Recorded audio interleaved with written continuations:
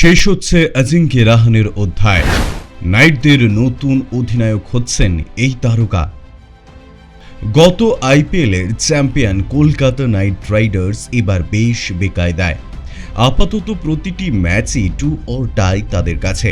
হারলেই ছিটকে যেতে হবে প্লে অফের দৌড় থেকে। ধুঁকতে থাকা নাইটরা খানিক অক্সিজেন পেল গতকাল। অ্যাওয়ে ম্যাচে দিল্লি ক্যাপিটালসকে হারিয়ে আশা বাঁচিয়ে রাখল তারা। টসে হেরে প্রথম ব্যাটিং করতে নেমেছিল বেগুনি সোনালী শিবির।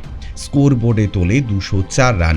জবাবে ব্যাট করতে নেমে একটা সময় অক্ষর প্যাটেল ও ফাফ ডুপ্লেসির সৌজন্যে দ্রুতই লক্ষ্যের দিকে এগোচ্ছিল দিল্লি, কিন্তু বল হাতে দারুণ প্রত্যাবর্তন ঘটায় কলকাতা।